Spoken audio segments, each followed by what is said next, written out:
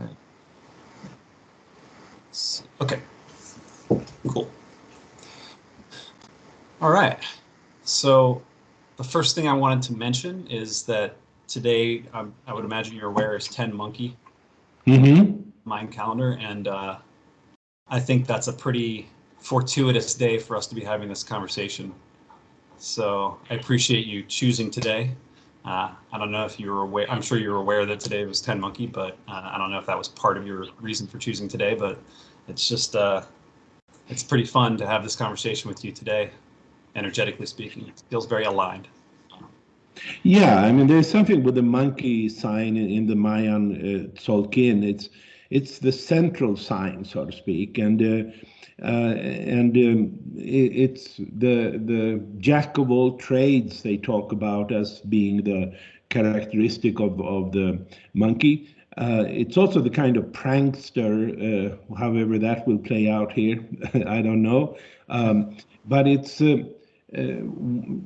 keeping the monkey is supposed to keep all the threads together. The weaver of time is another thing that goes with it, and so it's a little bit playful. This prankster quality of it, and maybe we'll have a lot of threads to pull here, and that would fit with the day quality of the day, I would say.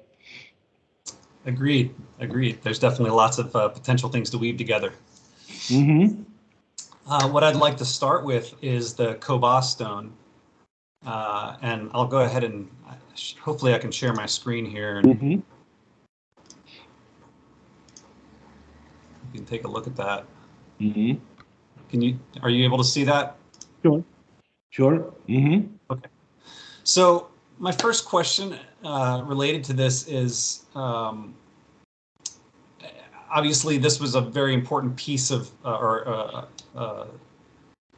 artifact related to your construction of the Pyramid of Consciousness. And I'm curious because I don't have I haven't learned enough about the Mayan system to be able to read these dates and understand exactly what they're calling out. But to my understanding, this stone actually, or what I want to ask is, does this stone actually have a date on it that goes all the way back to 16.4 billion years, or was that something you extrapolated from this stone? Yeah, I would probably say that I extrapolated it, but I mean, it does have that 13 hablatun number. It's there. Here, if you read 13 times 20 point up to 20 times 9 tunes, so to speak. So you have it there. But then, of course, there is, as an opening for a debate here. Why are there so many other dates that goes even further back into time? And some people have tried to make something out of that. I can't really tell. I came across this stele in when I was reading Linda Schille's book Maya Cosmos in probably in 1993 or something like that, when I really seriously started to go into the Mayan calendar on my own. And it turned out to be an important key here. And I think over time, more and more evidence has come forth to say that there are actually only 9 waves or 9 levels in the Mayan calendar system. And one of the examples of that is the another very famous stele, the one at the Gero Monument number 6, which talks about Bolon Yokte Ku, which, in my understanding, simply means the divine process of creation. But Bolon is critical there. In other words, Bolon means 9 in the Maya language. And there were so many other factors that pointed to limiting the number of these different levels to 9 levels. And it's still a mystery, you can still try to fit in all these higher numbers going up to 13 times 20 to 21 through the power of 21, which is you know, it's a number we don't have any word for even. But you know, for a long time I was the only person in the community interested in the Mayan calendar that clearly advocated a 9-level calendar system.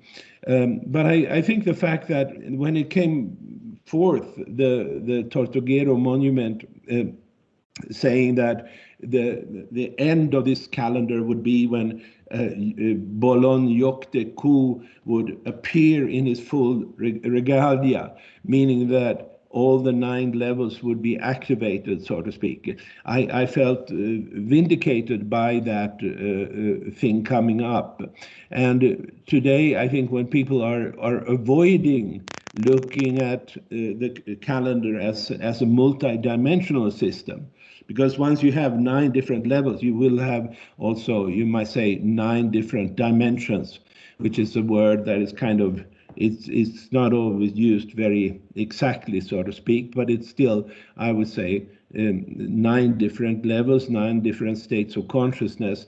And you find that, you know, since I looked at this and understood that this is what the Maya were seeing, I found the same kind of the same number, the same idea of 9 worlds, really, in many other different places, including you know, my own ancestors among the Vikings in Sweden and Denmark and Norway, who looked upon the universe as consisting of 9 worlds, really, and that's just an example of it. Maybe I should also mention that Ian Langold and I, we went together to Koba and found this particular stele that has been quite eroded. At that time, of course, as is typical of the kind of interests that have been to the Maya, this particular stele was referred to as the end of the world stele. But there's nothing in that sort of points to that. It's just the way that people have translated it as based on whatever Christian traditions or any other traditions that they've been part of. So that's a little bit of an introduction to this particular stele. Okay, thank you. I appreciate that. And so just to clarify, the level here at 20 to the 9th power, that's the where 16.4 billion is coming from, essentially. Is that that number there? Yes. So it actually goes back quite a bit further than that. Quite a lot, actually. Yeah. Okay, interesting. Huh. All right. Okay. But as you can see on this stele, if you look at the symbols for the time periods, if you go up there, they're quite difficult to discern, to see what they actually are saying. Are they specific numbers, or is it? You can see 13 at each level, but you can't really see what the symbol is, the time period symbol is. So that's sort of something that I guess Linda Australia has filled in the gaps, and we don't really know. Okay. And I know it's almost, I guess it's pretty much impossible to date stone, carbon date stone, so we don't know when this was carved exactly, but is there any kind of indication based on where it was found and other types of things that have been carbon dated around there to know how old this particular carving is? Yes, I don't remember exactly. I would think it was in the 7th century AD. Okay. Koba is an interesting place in the sense that it's probably the only or one of the very few Mayan sites that are both classical and post-classical.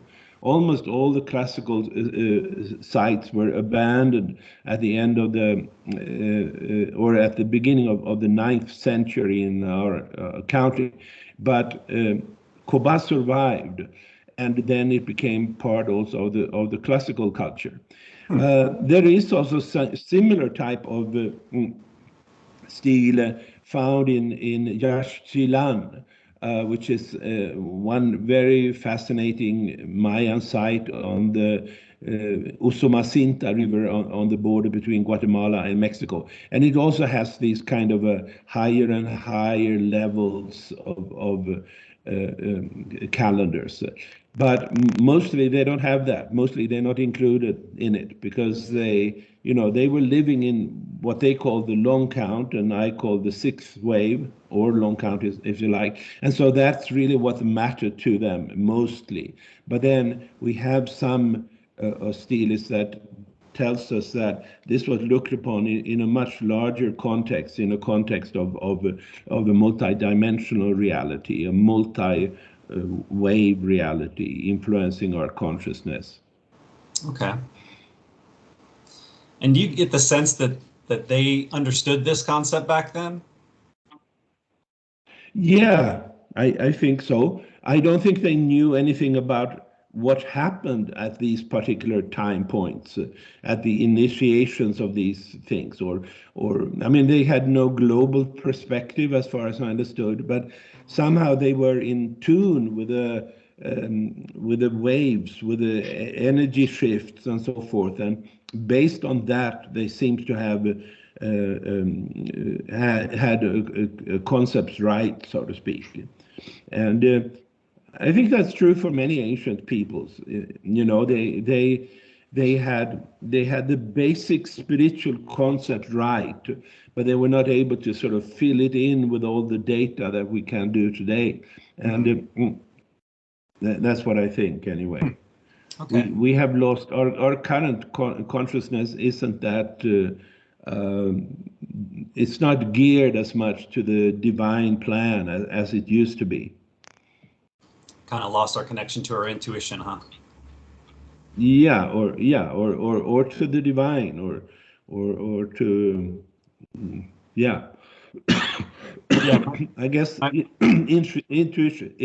intuition. Maybe that is the same thing as connection to the divine. What do you say?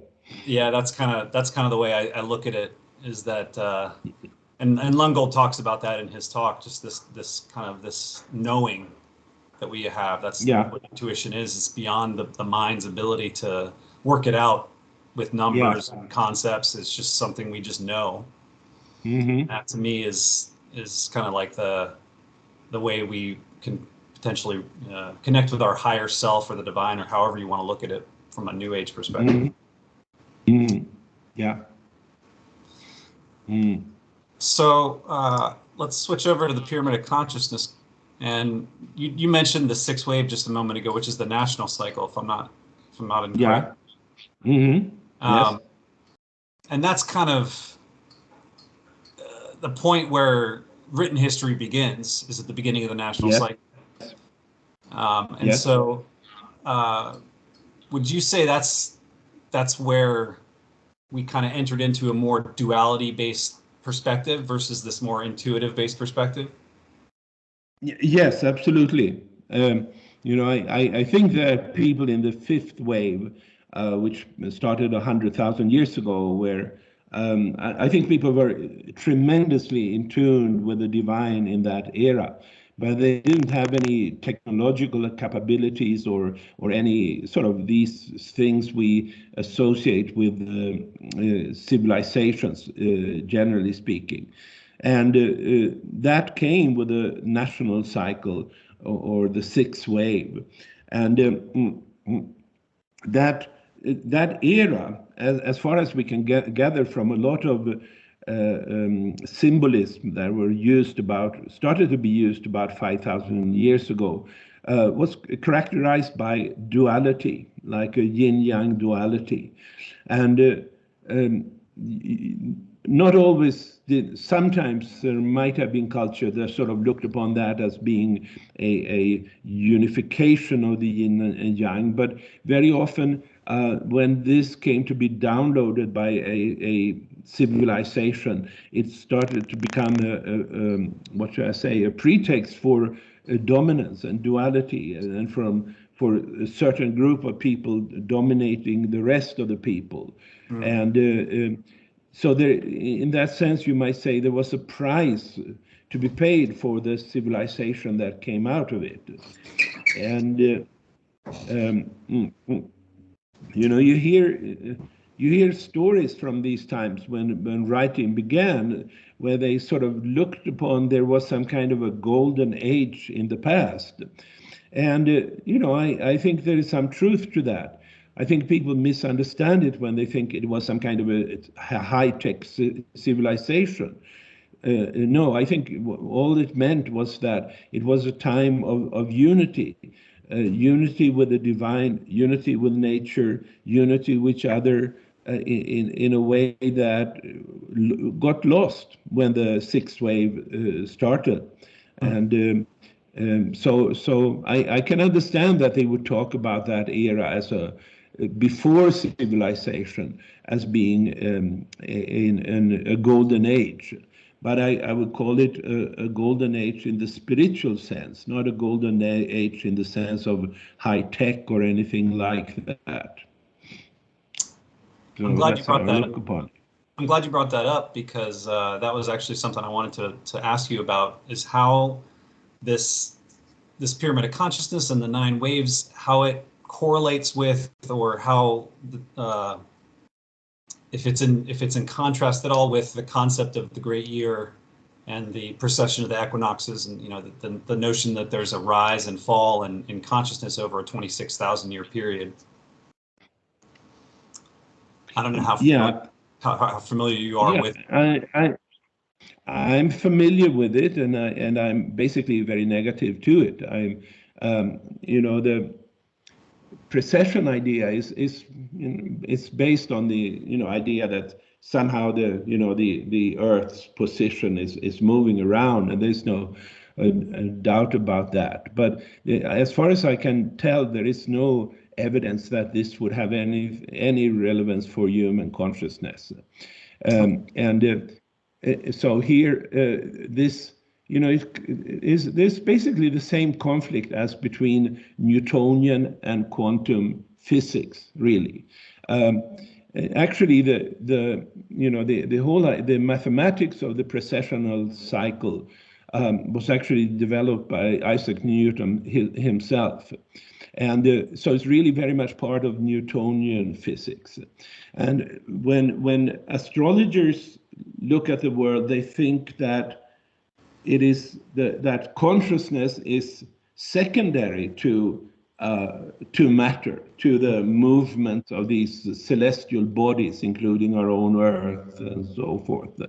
My perspective is completely different. It's quantum-based, and in the quantum-based perspective, the spiritual aspect or the consciousness aspect is primary to matter.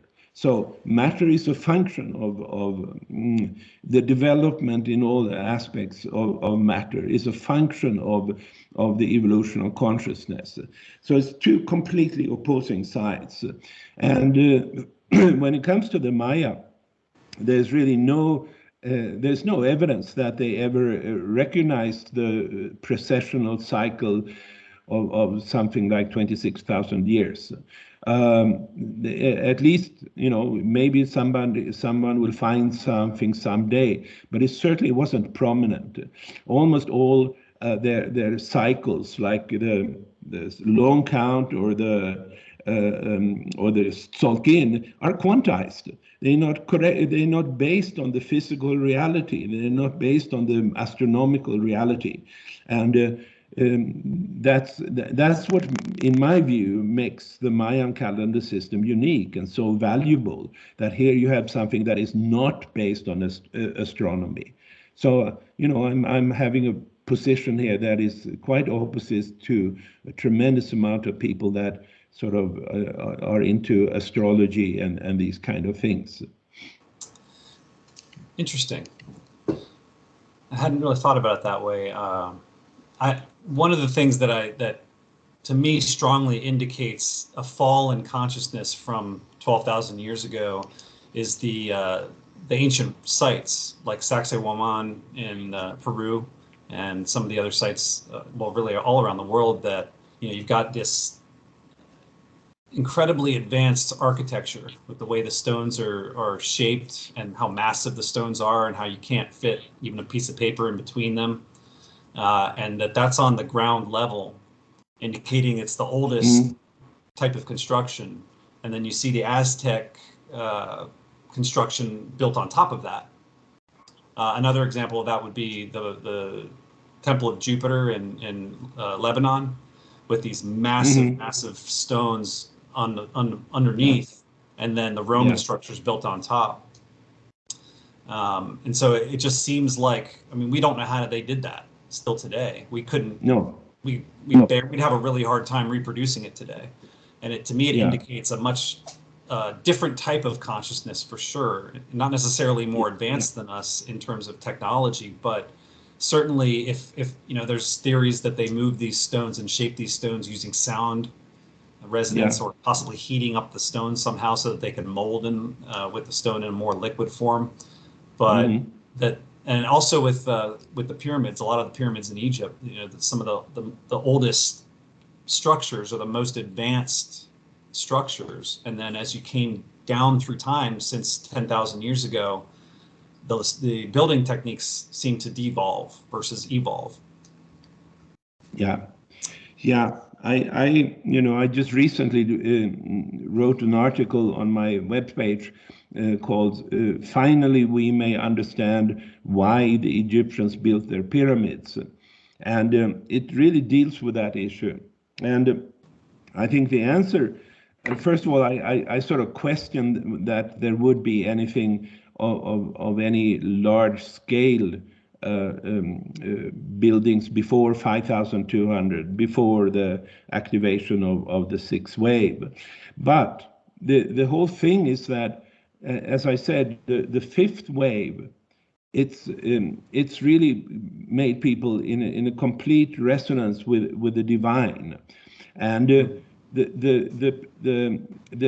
last of the peaks of the fifth wave, and the peak then is as much as years. The last of the peaks there, it peaked, I think, 1900 BCE. In other words, there is a window there when, for instance, the Egyptians could build their pyramids. And they have been carbon dated, so there's no reason to doubt the dates of the pyramids, really, even though some people just want to ignore that. But they've been several times carbon dated because there was burnt wood in the mortar that they were using. So there's no way around that, so to speak. But what I'm saying here is that what I believe is that these different waves, they each creating a certain state of consciousness. They are actually creating an interference pattern. On the level of a human being, we just have one state of consciousness, even though that may be composed and created by a conglomerate of different levels, so to speak. But what I'm saying is then that in that little window of time, when the fifth wave, the last of the peaks, when it was at strongest, you might say, when that was peaking, people were in such a strong resonance with the divine, with a cosmic source, that they got all just by following all these, what shall I say, instructions. That's not really the word, but this guidance. They would get the answers to how to do things that we can't do today, because that peak has gone, and we don't have that kind of a resonance with it. But at the same time, I don't think anything could have like a civilization could have been created before 5,000 years ago, because that mind that was downloaded with the sixth wave, with a strict, rigorous geometry and so forth, that kind of mind was absolutely necessary for creation of the pyramids, for instance, in Egypt, which are very, very sharply, geometrically structured. And our brains doesn't have any perpendicular lines or anything like that, meaning that it must have been something that our brains downloaded, and that download is actually described in Palenque as a downloading of a geometric structure, so to speak. That's how they explain the beginning of the long count, and that kind of a mind completely changed people. But it wasn't with, the fifth wave was not without effect. It retained an effect at least until it peaked in 1900 BCE. And then since then it has been declining in influence ever since. So this explains why the Egyptian pyramids were built, or the Egyptian civilizations may seem to us as having been at its height, as its most advanced state, at the beginning rather than at later phases. It's because that it was at the beginning that this interference pattern was created between the fifth and the sixth wave. Makes sense. Yeah, I think our notion of civilization, the way that we understand it, would not be able to conceptualize what it was like 10,000 years ago, and how, if there was, like you said, an intuitively driven culture versus a rationally driven culture. Right. There's no cities, there's no need for that kind of structure in that type of residence. Are you familiar with Göbekli Tepe in Turkey? Yeah, sure. I'm familiar with it. That's a great example of that, because it's clearly an advanced structure, series of structures, but there's no evidence of any kind of civilization around it. It's just an abstract site, but incredibly advanced, and obviously way further back in time than 5,000 years ago. Yeah. It basically comes with if you study the Mayan creation stories, there, of course, there's a lot of stories about 3115 BCE, but there is also quite a few stories about the creation that happened 5,100 years before that, which brings us to 10,240 BCE, which is basically when the first rectangular steles were erected at the Göbekli Tepe and so forth. So they looked upon that as like a previous creation, not as advanced as it would come in 5,100 years ago, but still something that did create, not the perfection of the Egyptian pyramids, but still quite remarkable. But in both cases, an interesting aspect is that people later seem to have forgotten why did they build these things. Certainly that's the case in Egypt, where people came later and asked why did they build that. People didn't have a clue.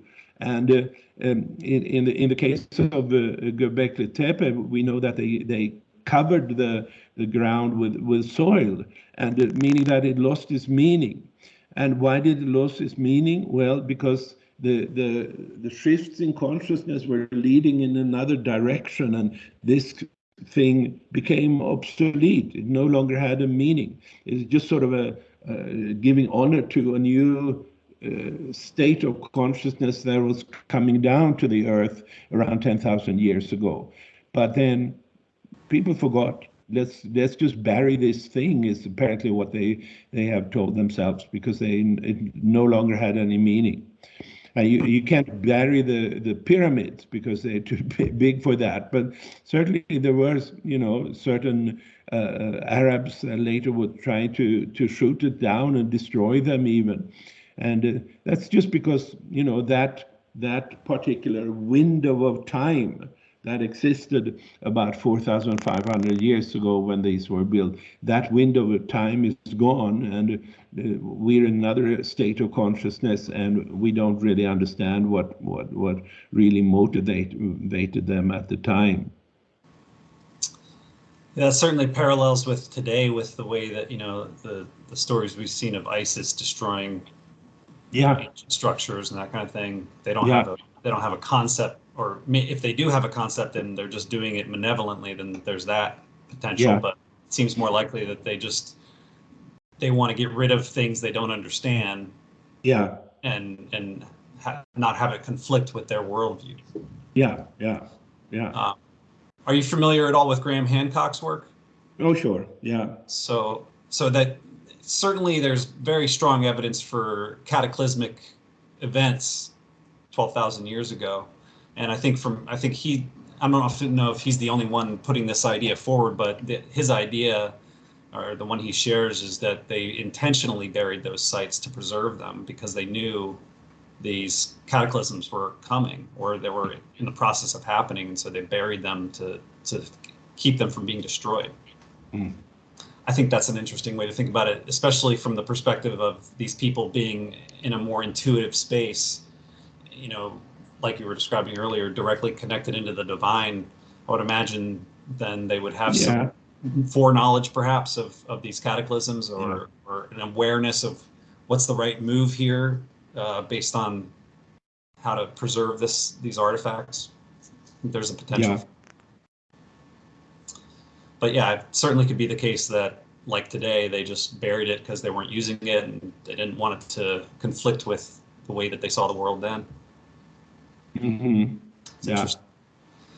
yeah, I'm yeah. But very you know, yeah. But I should add there, there is really no, there might have been some catastrophes, as he's talking about, and several other people, but there is no evidence that it was any kind of high-tech civilization at that point in time, and I'm certain that that will never be found.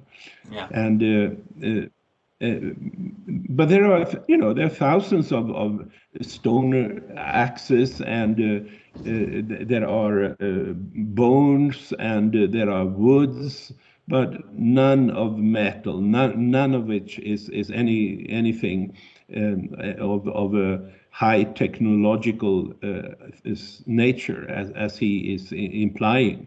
And so it should be clear that there is no evidence for that. It's and I think what he does is he completely ignores the evolution of consciousness, and the evolution of consciousness, you need to study the Mayan calendar seriously if you are to understand it. Yeah, I hear you. I hear you. Mm. It's not really represented elsewhere, at least not as clearly as the way you've got it laid No. out here in this pyramid It, anyway. yeah, right. Mm. So Yeah. jumping up to the galactic cycle, the galactic wave, in Yeah. 2004 when Lungold presented that talk, what blew me away was how remarkably the historical record fits to this pyramid. But Yeah. what I'm curious about, and I'm almost positive that you've addressed this. I think you addressed it in Nine Waves, but it's been a few years since I read the book, so I apologize. But Mm. what I find interesting is that Lungold started making some pretty wild predictions for how he saw things Yeah. developing by 2011, which he got most of it wrong. The one thing he did kind of hit was the 2008 financial situation.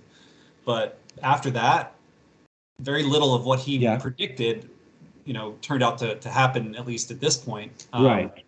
And Mm. it's just, and I think it makes sense. The human ego can't possibly know what's going to happen in the future, no matter how much we know about what's already happened. So Something like that. Yeah. that's why I never make predictions about what's coming, because Okay. I have Yeah. no idea. But I Yeah. found that really fascinating, that it's almost as if something happened with the evolution of our consciousness to where this pattern that ended in October 28th, 2011, with the ninth wave becoming active, something, it's almost like we're in a limbo place. And again, I know that you addressed this in the nine waves, but if you could, kind of Sure.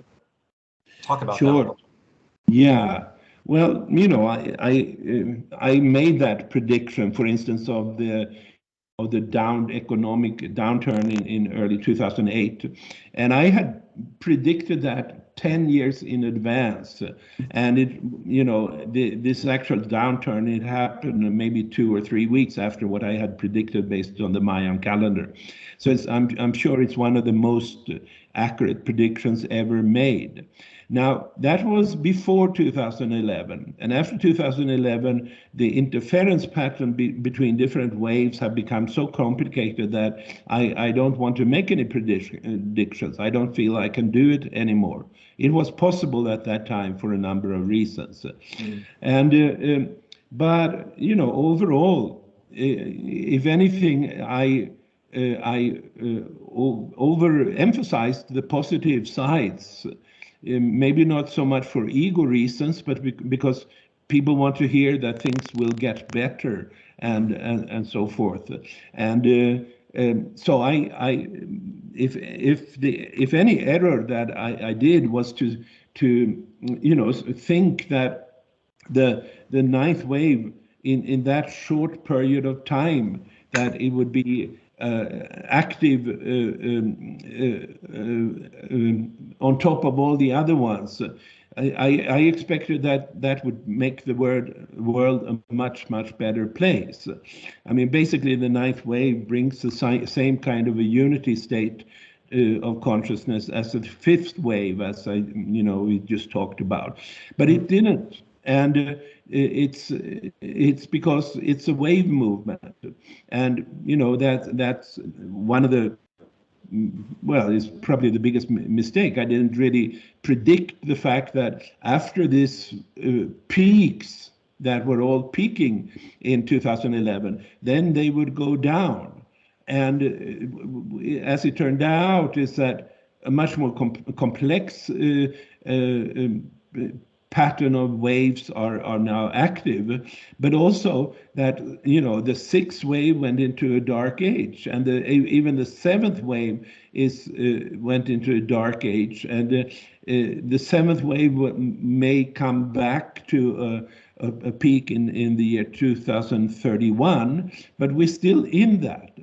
And so whatever predictions of a sort of very rosy picture that I might have given, or Ian would give, turned out to not be accurate, and because we didn't see the fact that after the peaks comes always the waves, and the waves are continuing.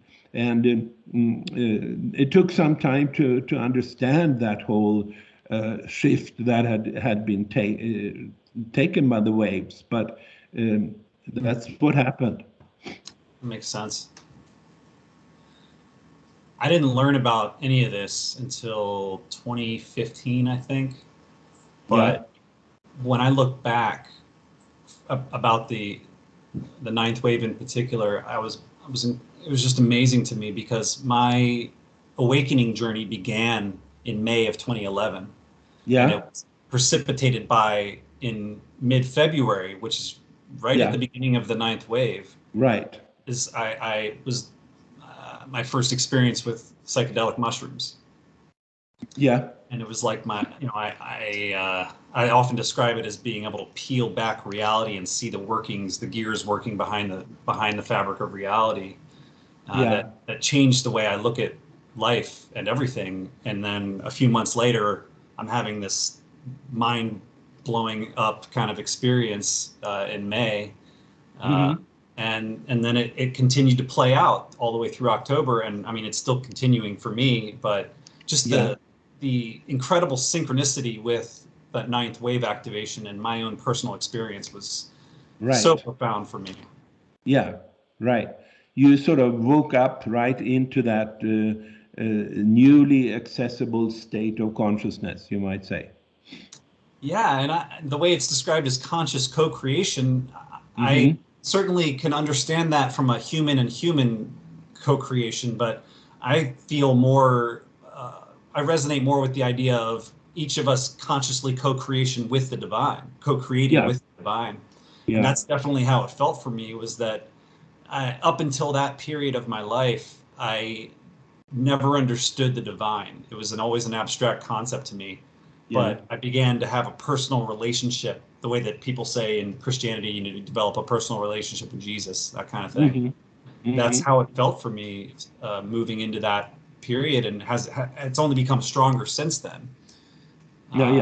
So I think of conscious co-creation as each of us aligning with the divine, and then probably kind of the way it used to be before the sixth wave. It's more like each human being is working together with other human beings, but it's much more in the moment, an awareness of the appropriateness of the two people coming together, or the groups coming together to work on an idea that's coming through them, not from them. Yeah, right. Yeah. That's so important, that it's coming through us and not from us. Yeah. Yeah. That's a big kind of driver of all of the art that I work with, I should say, because I do my best to keep myself humble and remember that I'm not the one doing this. I'm a vessel that's doing my best to hold the energy as it comes through me. And if I can stay in the moment, and that's where the galactic butterfly concept, or at least the way Lungold broke it down, is one of the questions, main reason I wanted to speak with you, just ask that question to you, because I couldn't find any other interpretation anywhere else of this idea of these axial alignments, the way that the galactic butterfly, or that Lungold spoke to. That's exactly how it feels. Yeah. Well, I would say that the central axis of the galactic butterfly, or the Hunab-Ku symbol, is really the tree of life, or the axis mundi. That's the central axis of it. It's not in ancient times, people didn't really explain all these mythologies the way we would do today, and connect them, but they just had a number of different symbols for the same thing. And so I would say that this axial phenomenon is just the tree of life phenomenon, and which is really the source of the creation of this universe, as I understand it anyway. That makes sense to me. Now, when you say the tree of life, would you be specifically referring to kind of the time and place axes, the X and Y axes, forming the cross, essentially? Yeah, something like that. I think in reality, the tree of life is a very complex geometric structure, but it does have a central axis, and that which is a straight line, really, invisible straight line. It's not made of matter, so to speak. It's an underlying geometric structure that organizes matter rather than being of matter itself. But I think the key component of this complex geometry is a line, a axis mundi, as it's called, and which is what then creates the universe, even if it's a complex picture from that. But I think so. So if you're connected to that, then you're really connected to the source of creativity, and you're even connected on a conscious level to it, because you know that that's the connection you have. It makes me think of the monkey weaving the threads of time together to create the fabric of reality. Yeah. And that's also, the monkey is the 11th day sign, so to speak, and it's a central day sign, not surprisingly. Makes sense. It all makes sense. That's what's so wonderful about the system. Yeah, it does. My ego doesn't want to reject any of it. And that actually brings me to the next thing I wanted to touch on, is just the kind of the purpose of each wave, but the product of each wave that the consciousness is working on, at the first level, action, reaction, stimulus, response at the next level, stimulus, individual response, and so on and so forth. I come from a classical, like you, a classically trained scientific mindset. So my rational mind wants everything to fit into the rational mind box. Yes. that was the thing that was so powerful for me about this pyramid of consciousness when I first was exposed to it, because it all just made so much sense, Yeah. just logically and intuitively. It was just this Right. incredible, this incredible evolution in everything. It has to build on the previous formation in order for it to be possible. My question here is, how were you able to come to this understanding as you started looking at this information when you first got exposed to it, as you're kind of coming to this idea with pyramid of consciousness? Because I mean, it's amazing to me. Yeah. Well, first of all, I do think it's kind of a mission that I've been born with. I am 5 Jaguar in the Mayan calendar system, and which incidentally, Marky Elmi is also 5 Jaguar. Yeah. But anyway, with Jaguars, there is this idea that they should be some kind of a seer or prophet, if you want to have a fancier name, but some kind of seer, because Jaguars, they see in the dark. It's night animals, really, and so I'm born with that, and I'm also born exactly in the midpoint of the month named from the Roman goddess Maya. In other words, 15th of May at noon, so it's really sharp there. So I can sort of see that there are things here that I was meant to understand, and some of this may, who knows if it's a previous past life, I don't know, but somehow I just knew that there were 9 levels long before that was verified through the Tortuguero monument. And so it just came, I was a graduate student at the Stockholm University in 1979, and I saw this on a bulletin board there. They advertised you could go to Mexico and learn Spanish, and I just felt very drawn to that and decided to go there.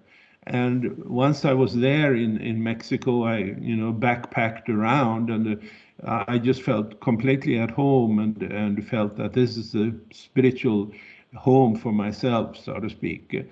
I did, already then I did learn a little bit about the calendar system, and I just felt intuitively, yeah, that's right. They are right. We are wrong with our calendar. We're wrong, but they're right. But then it took a long time, or I don't know exactly. When I moved to the United States, it became easier to travel down to Mexico, and I had all kinds of experiences down there in the various Mayan sites, and so it just, I initially I didn't really ask the calendrical questions. It just felt like I wanted to immerse myself in their energies, and I would sit for days in the crypt of the Temple of Inscriptions in Palenque, and just sort of soak in whatever is there in the stones and whatever. I mean, it's really beyond any kind of rational logic why I did this, but I felt that this is what I'm supposed to do, and this is my calling, and so forth.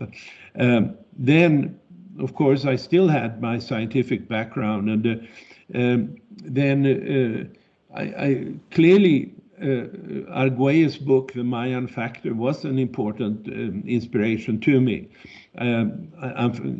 His later dream spell calendar is really a very bad thing, I think, he created, but that doesn't take away from the fact that he did write a book, The Mayan Factor, that opened up people's minds, at least my minds, to the possibility that the Mayan calendar held a kind of cosmic time plan. And so that information I got from him. Then then things came together. You know, this Koba stele that you showed, I came across that, as I mentioned in Linda Scheele's book, Maya Cosmos, and just knew that it was right to have 9 levels. I think already then I saw that the first of these levels would then correspond to the Big Bang, which means that the whole thing would be like a description of the entire history of the universe. And then I went on from there, and I guess I got so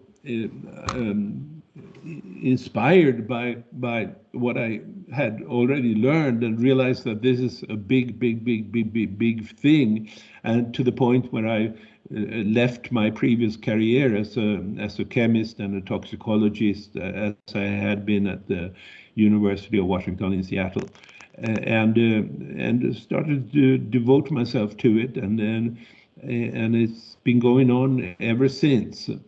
I at this point, you know, in this past fall, I wrote a book called The Living Universe, and I have, that might be the last of my books, because I don't really think that it's necessary to.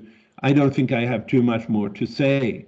And you know, if people don't get that, or if they're interested in where we're coming from and so forth, and they don't are not impressed or influenced by my book here, they won't be influenced by anything else that I would do.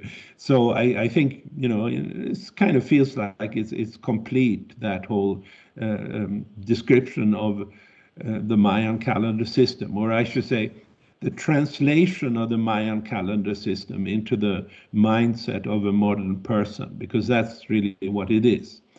The Maya themselves, they don't need any explanations, the contemporary Maya. Possibly they could need to expand into the bigger picture with a long count and these certain calendars that they have lost, but overall to them this is just their spiritual tradition, and that works good enough for them.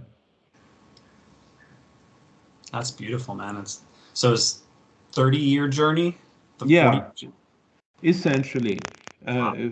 30 years of sort of active work with the Mayan calendar. So I'm just turning off the screen sharing here. Okay, I think we're okay. Man, that's incredible, and it gives me so much confirmation for my own journey. I'm only, you know, from my perspective, 11 years into my journey, but Yeah, pretty quickly, especially when I first started the journey, I thought everything was going to happen right away. yeah, And I had to struggle, my ego, you know, really had to struggle against that realization that it's not up to me when these things happen. yeah. And no amount of research, no amount of synchronicity is going to make it happen on any timeline that I want. Yeah, right. And, Right. and actually now I align with the perspective that I don't want the journey to end. I'm happy No. for it to be a lifelong journey because it Yes. just keeps getting more amazing. Yes. Interestingly, I'm two Jaguar. Oh, what? Two Jaguar? Two Jaguar, yeah. Yeah. Okay. Yeah. So So that might actually you have tie some. into why the galactic butterfly symbol resonates so strongly for me with the two, you know, the Yeah. duality. Oh, okay. That's right. That's right. Kind of makes Yeah. sense to me. Yeah. And So let's see. That means 10 wind is your guiding sign. yeah, Yeah. and I'm Mm-hmm. 40. I'm just recently turned 48, so I'm getting into the peak of that, coming into 52. Yeah. Yeah. Yeah. Yeah. Yeah. I think that Saltkin, I mean, I don't write about it anymore, but it really still gives very good hints at what certainly with people, you know, when they're born, that will determine significant aspects of their fate. Uh, but also the everyday days will be shaped in some sense, in a meaningful sense. And so, and you know, I should say, I've been across the world and calculating people's day signs and so forth, and it's rare. It happens that there are people that doesn't fit at all. I have met those, but it's quite rare. In a tremendous amount of cases, it fits very, very well, and and it's not tremendously complex either. I mean, it's just a couple of sentences can describe a person in a meaningful way. And I could still wonder a little bit about those cases that I have met that are completely off that doesn't fit at all. It's very rare, but still, how did that happen? Is their birth date wrong, or is it something else? But anyway, it's not on any big scale, so to speak. Yeah, I agree. Not only is it rare that it doesn't accurately describe the person, but what I find incredibly beautiful and fun is that almost every time, I'm probably being overly optimistic about this, but a good portion of the time that when I introduce someone to the calendar and look up their energies, it's either the intention number, the day that I'm looking it up and presenting it to them is their intention number, or it's Yeah, their sun sign day. yeah, And I've even had a couple situations where it was actually their Mayan birthday when I introduced them to it. It's just, yeah, oh my God, this is yeah, incredible. yeah.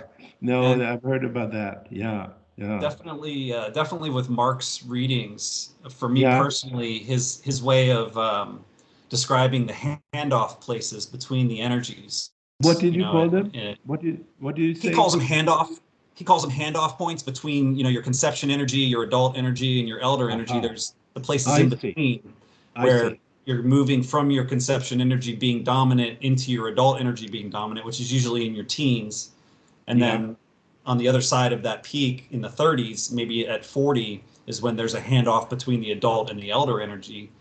Mm-hmm. And for me personally, both of those handoff points, the first one in my teens was when I looked back and meditated on it, it was the first time I ever had an experience of the divine. I didn't know it at the time. I mean, I Aha. did know it at the time, but I didn't understand it then. Yeah. But more significantly, the second handoff point between my adult and eldership around 35 years old, that's when my awakening journey started. Mm-hmm. So that was very profound for me. Yeah.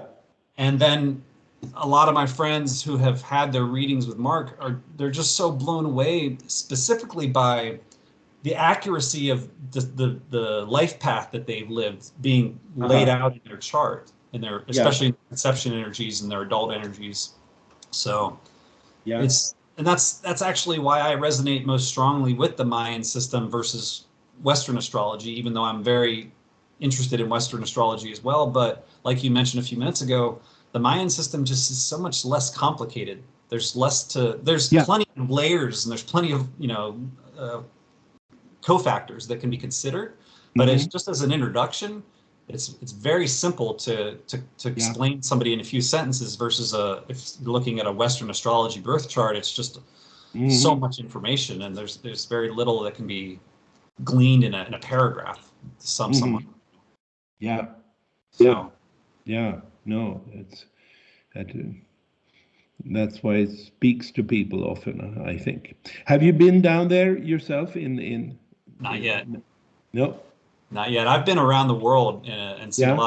a lot of amazing sacred sites, but I haven't been to Yeah. Central America or South America yet. And my intuition tells me that I'm waiting to go Yeah. because when I go, I don't want to just be there for a couple of days. I want to be able to immerse myself in kind of the Oh, way yeah. you described, to be able to sit at a site and just sit there and sit there and sit there until Yeah. I've really soaked it in. Yeah. And I think that's the main reason why I haven't gone down there yet is that I'm not worried about it, but I Yeah. live right here in San Diego. I could easily go down to Mexico City or any of the Yucatan Sure. Peninsula sites and just Mm-hmm. spend a couple of days down there. But I'm not at the place in my life yet where I've chosen to take those journeys, but I Right. will be, for sure. I will be. Uh-huh. Yeah. Yeah. And like Mark often describes for Jaguar, it's when you sit at those sacred sites that all the lights start coming on inside of Yeah. you. Yeah. So That yeah, could be. Yeah. I'm looking forward to that part of my journey for sure. Yeah. Yeah. Yeah. Yeah. In that crypt, I was sitting in the Temple of Inscription. That was dark, so to speak. So that may be the Jaguar's fate.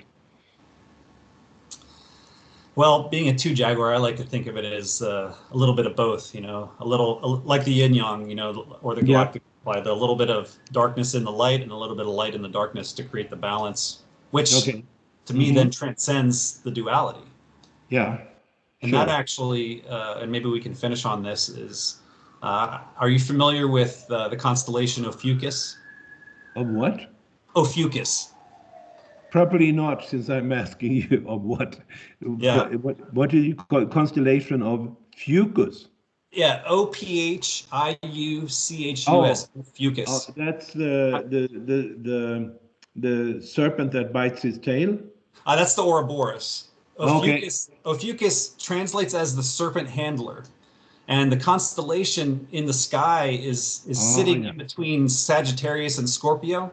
And Uh-huh. it's the figure of a man holding the constellation serpents in his hands. He's Yeah. handling the serpent, and he's standing with one foot on the back of Scorpio, and the other foot is standing in between Sagittarius and Scorpio, which is the center of the galaxy. It's the place where Sagittarius' arrow and Yeah. Scorpio's tail is pointing.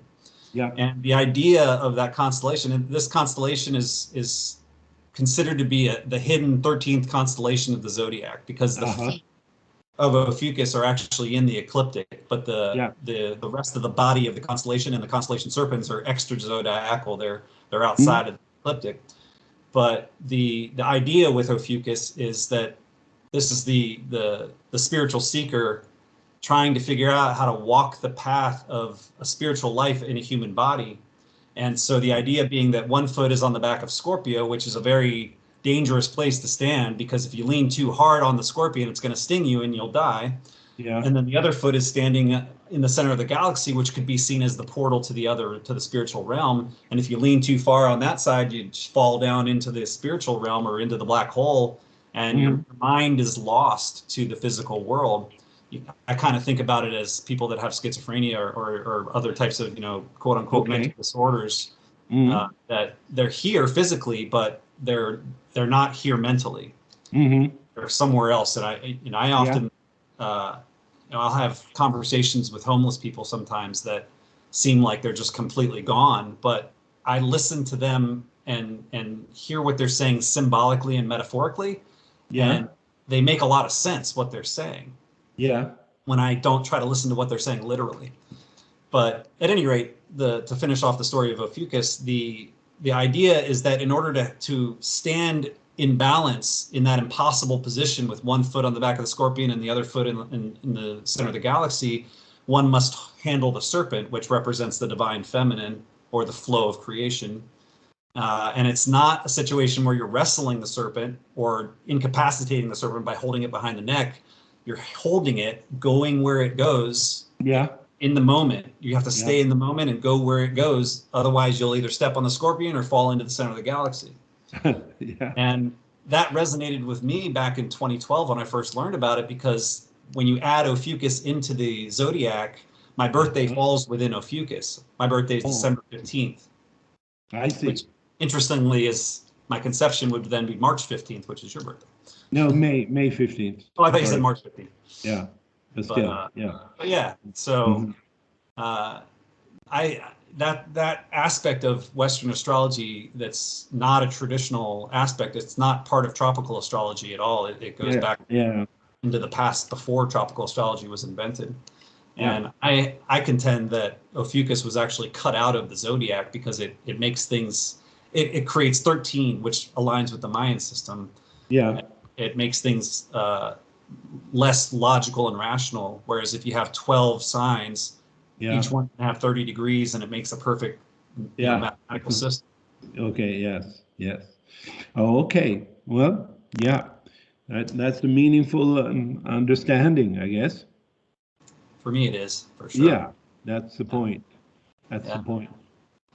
And that's the idea of, to me, of transcending duality, because his body's standing outside of the zodiac, essentially, or out of the ecliptic.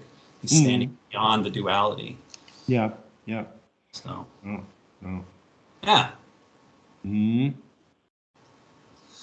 Well, I feel like I could talk to you for hours, my friend. Yeah, yeah. I really appreciate you taking the time this morning. And if you'd be interested in having another conversation sometimes, I'd love to get into psychedelics with you. And Oh, that whole thing. Yeah. yeah, like I mentioned, I definitely need to read that book first, your book rather, about that Yeah. topic before we talk about it, just so I have a Yeah. little bit of Yeah, understanding let's do where you're that. coming from. Yeah, let's do that. That would be wonderful. Yeah. Awesome. It's great to talk to you, and it's a conversation.